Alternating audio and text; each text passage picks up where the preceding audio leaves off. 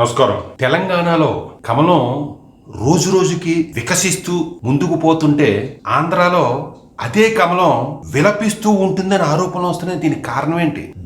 దేశం నరేంద్ర మోడీ గారి నాయకత్వాన్న, అమిత్ షా గారి నాయకత్వాన్న బీజేపీకి పట్టం కడుతూ ఉన్నారు. మరి అదే వాతావరణం, అదే పరిస్థితులు ఆంధ్రాలో ఎందుకు రావట్లేదు? 2014లో తీసుకుంటే తెలంగాణలోను ఆంధ్రాలోను కమలం పరిస్థితి ఒకటే.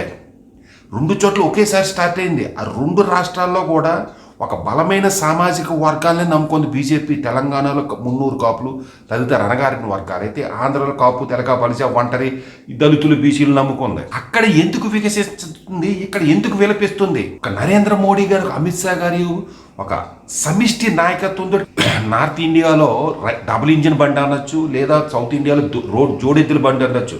ఆ జోడెద్దులు సమన్వయంతో వెళ్ళి పార్టీని బలపరుస్తున్నాయి, పార్టీని విజయం దిశగా పరిగెత్తుంటే వాళ్ళ యొక్క చాకచక్యం కానీ, వాళ్ళ యొక్క నీతి కానీ, వాళ్ళ సమర్థత కానీ ఆంధ్రాలో పనిచేయకపోవడానికి కారణం ఏంటి? తెలంగాణలో బండి సంజయ్ గారు, అరవింద్ ధర్మపురి గారు సమర్థవంతమైన నాయకత్వాన్ని చూపిస్తూ పార్టీని ఉరకాలు పెట్టేస్తున్నారు, విజయం దిశగా పరిగెట్టిస్తున్నారు అంటున్నారు. బీజేపీలో 2-3 రోజుల క్రితం తెలంగాణలో ఆర్ఎస్ఎస్ సమావేశాలు జరిగినాయి. 3 రోజులు ఆ సమావేశాలు కూడా ఏదైతే తీర్మానించారు, బీజేపీ అధికారంలో రాబోతుంది, మనం మరింత పటిష్టంగా పనిచేయాలని తీర్మానించింది అంతర్గతంగానే అన్నారు. ఆ సమావేశాలు ముగిసినాయి లేదు, అప్పుడే తెలంగాణలో ఎమ్మెల్యే సీట్ల కోసం నాకు కావాలని పోటీలు పడి ఎగపాగుతున్నారు అంటున్నారు.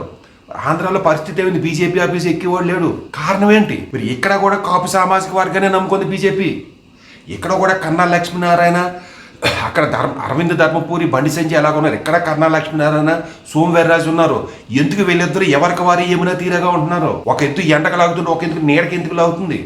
కారణం ఏంటి? పూలే ఈ సామాజిక వర్గాల కాపుల వీళ్ళ బీజేపీకి నమ్ముతూ లేదు, అండగా లేరంటే ఇదే బీజేపీ వర్గానికి గతంలో బ్రహ్మాండమైన పట్టం కట్టారు. ఆ రెండు పాలక వర్గాలు, ఆ రెండు పార్టీలు, కాంగ్రెస్కి, తెలుగుదేశం వెనకాలంటే ఇదే సామాజిక వర్గాలు, కాపులు దళితులు బలిసులు వీళ్ళందరూ కూడా రాజమండ్రిలో గిరిజాల వెంకటస్వామి నాయుడు నెగ్గించినప్పుడు కానీ, కాకినాడలో కృష్ణరాజు గారిని నెగ్గించినప్పుడు కానీ కులంతో సంబంధం లేకుండా ఒక బీజేపీని నమ్ముకొని, వాజ్పేయి గారి నాయకత్వం నమ్ముకొని బ్రహ్మాండంగా గెలిపించారు సింగిల్గా బీజేపీ వచ్చినప్పుడు. ఆ బీజేపీ వెనకాల ఉండటానికి ఈ సామాజిక వర్గాలు ఉన్నప్పుడు బీజేపీ ఎందుకు ఉపయోగించుకోలేకపోతున్న కారణం తప్పు ఎక్కడ ఉంది? ఒక పక్కన ఆ రెండు పాలక వర్గాలు 4%, 5% ఉన్న పాలక వర్గాలు లేదా రెండు కుటుంబాలు కాపులు లాంటి మెజారిటీ వర్గాలకు అన్యాయం చేసింది, రిజర్వేషన్ ఇవ్వలేదు, వాళ్ళకి అధికార ఫలాన్ని పంచడం లేదని పార్లమెంట్లో చర్చలు లేపుతూ, పార్లమెంట్లో ప్రశ్నిస్తూ, జిల్లాలకు మీటింగ్లు పెట్టి ప్రజలను చైతన్యపరుస్తూ సన్మానాలు చేయించుకుంటున్నారు జీవీఎల్ నరసింహారావు గారు లాంటి బీజేపీ నాయకులు. మరొక పక్కన ఏ పాలక వర్గం ఫలితాలు అనుభవిస్తుంది, అధికారాలు అనుభవిస్తుంది అంటున్నారో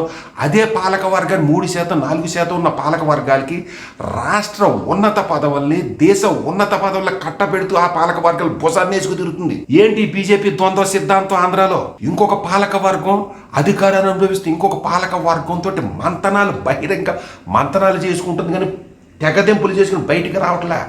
ఏమిటి బీజేపీ డబల్ సిద్ధాంతం, రెండు కళ సిద్ధాంతం? ఈ సిద్ధాంతం వల్ల ఆంధ్రాలో ఈ కమలం కమ్మని దొడ్డల కబద్ధ హస్తాల్లో నలుగుపోతూ విలపిస్తుందా అనేది నరేంద్ర మోడీ గారు కానీ, అమిత్ షా గారు కానీ, లేదా బీజేపీ అనుబంధ సంస్థలైన ఆర్ఎస్ఎస్, విశ్వ హిందూ పరిషత్ లాంటి సంస్థలు కానీ ఒక్కసారి ఆలోచించారు. దీనికి కారణం బీజేపీ అధిష్టానం యొక్క రెండు కళ్ళ సిద్ధాంతమా, లేదా తెలంగాణలోని దేశం మొత్తంలో ఉన్న బీజేపీ అనుబంధ సంస్థలకు ఉన్న నేర్పడతను, సమర్థత, చైతన్యపరిచే శక్తి ఆంధ్రాలో ఉన్న బీజేపీ సంస్థలకు లేదా బండి సంజయ్, అరవింద్ ధర్మపురి లాంటి నాయకత్వాలు సోమవీర్రాజులో కానీ, కన్నా లక్ష్మీనారాయణ గారిలోని బీజేపీ నాయకుల్లో లేదా ఆంధ్రాలో ఉన్న బీజేపీ నాయకులు కొంతమంది ఫ్యాన్ కింద సేద తీరుతున్నారు, కొంతమంది సైకిల్ లొక్కుదామని చూస్తున్నారు, కొంతమంది అవకాశం చూద్దాలే మన పార్టీ మన రాష్ట్రంలో రాదు అని నిర్లిప్తతో ఉంటున్నారు, ఎవరికి వారి యమునా తీరేగా ఉంటున్నారు.